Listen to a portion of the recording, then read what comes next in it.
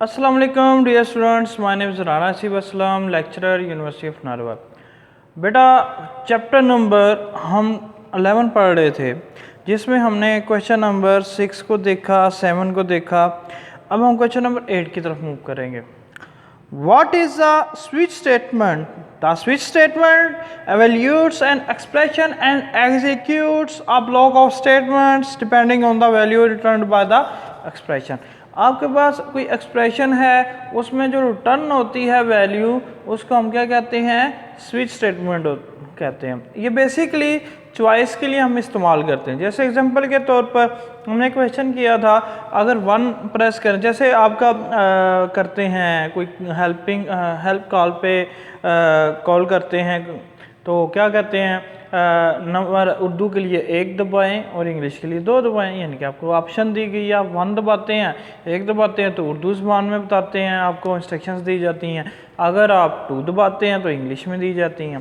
तो इसी तरीके से हम इसमें केसेस का इस्तेमाल करते हैं। चॉइस होती है कि अगर 1, जैसे एग्जांपल के तौर पर मैंने सेट किया है कि अगर 1 को प्रेस करे तो सम होगा, अगर 2 प्रेस करे प्रोडक्ट होगा, अगर 3 करे डिवीजन होगी, और अगर 4 करे तो क्या होगा? सब्ट्रैक्शन होगी।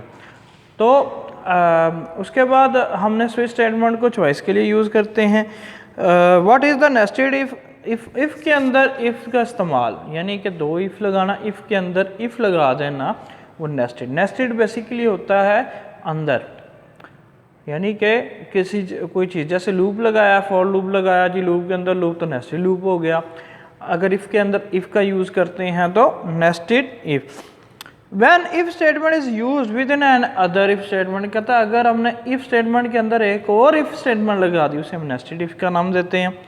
The nested if statement is used for multi way decision making. ये यूज़ की जाती है मुख्तलिफ़ किस्म के काम करने के लिए, मल्टीपल डिसीजन के लिए, एक से ज़्यादा डिसीजन के लिए। What is the difference between nested if and sequence of if? Sequence if और नेस्टेड इफ में क्या फ़र्क है? In nested if structure as the nesting level increases, the structure becomes complex. कहता है कि अगर ऐसा स्ट्रक्चर हो जिसका लेवल बहुत इंक्रीज हो जाए, वो कम्प्लेक्स हो जाता है बहुत ज़्यादा, उसके लिए अंडरस्टैंड करने के लिए हम जो है नेस्टेड इफ का यूज़ करते हैं। और it is due to the complexity of nested if statement, beginners usually prefer to use a sequence of if statement rather than a single nested if. कहता है इसके लिए फिर सिंगल के लिए बजाय सीक्वेंस का यूज़ किया जाता है। What switch statement is used? When switch statement it is used when multiple choices आप, जैसे मैंने पहले बताया, जैसे इंग्लिश के लिए, उर्दू के लिए 1 दबाएं, इंग्लिश के लिए 2 दबाएं। मल्टीपल चॉइस जब हमारे पास आ जाती हैं, उसको यूज़ करने के लिए हम चॉइस को यूज़ करने के लिए, चॉइस इस्तेमाल करने के लिए हम स्विच स्टेटमेंट का इस्तेमाल करते हैं।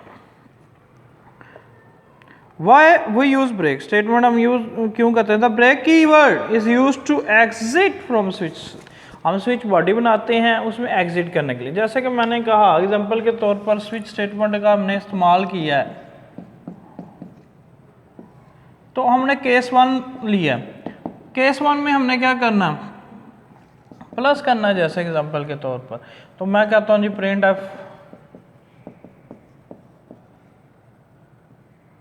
F sum is equal to %e some.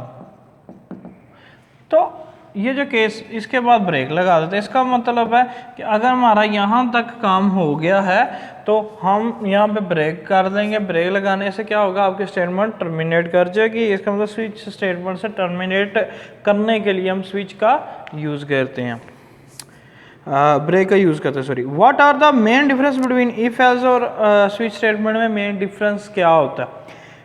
If else if में क्या होता है? It becomes complicated as the number of available choices increase. कहता है जो इसमें क्या होता है, ये बहुत मुश्किल चीज़ आ जाती है कि आपने जो है एक से ज़्यादा स्टेटमेंट्स को, नंबर ऑफ चॉइसेस ज़्यादा आपके पास अगर हों तो उसको इंक्रीज़ करने के लिए आपको, और स्विच स्टेटमेंट में क्या होता है, ये बहुत इजी होती है। स्विच स्टेटमेंट में आप मल्टीपल चॉइस का यूज़ कर सकते हैं, एक से ज़्यादा स्टेटमेंट का इस्तेमाल कर सकते हैं। It uses different expression conditions if as में आप मुख्तलिफ़ किस्म की कंडीशंस का इस्तेमाल कर सकते हैं, एक्सप्रेशन का इस्तेमाल कर सकते हैं, जबकि स्विच स्टेटमेंट में एक यूनिकली एक्सप्रेशन का यूज़ कर सकते हैं। इफ़ एज इफ़ में ये तमाम presiding conditions before the target condition से पहले सारी कंडीशंस को चेक करता है, जबकि स्विच स्टेटमेंट सिर्फ अपने टारगेट केस जो होता है उसकी तरफ मूव करता है। अगला है व्हाट इज़ कंडीशनल ऑपरेटर, क्या होता है कंडीशनल ऑपरेटर? इफ एज का अल्टरनेटिव इस्तेमाल किया जाता है। ये कंडीशनल ऑपरेटर जो होते हैं ये इसमें 3 ऑपरेंड हो सकते हैं, रिक्वायर 3 ऑपरेंड होते हैं। That is why it is also called ternary operator का नाम भी देते हैं इसको। Right syntax of conditional operator का सिंटैक्स क्या होता है? सबसे पहले कंडीशनल एक्सप्रेशन आएगी जो कंडीशन लगानी है, फिर उसकी स्टेटमेंट कहाँ पे ट्रू होती है कहाँ पे फॉल्स होती है वो लिखा जाता है। आज के लिए बेटा इतना ही, लेक्चर जो है एंड हो गया है। नेक्स्ट इंशाल्लाह चैप्टर नंबर 12 को हम पढ़ेंगे। जितना पढ़ लिया है उसको एक दफ़ा लाजमी देखें, अगर कोई इशू है तो बताने की कोशिश करें। बेटा आज तक के लिए अल्लाह हाफिज़।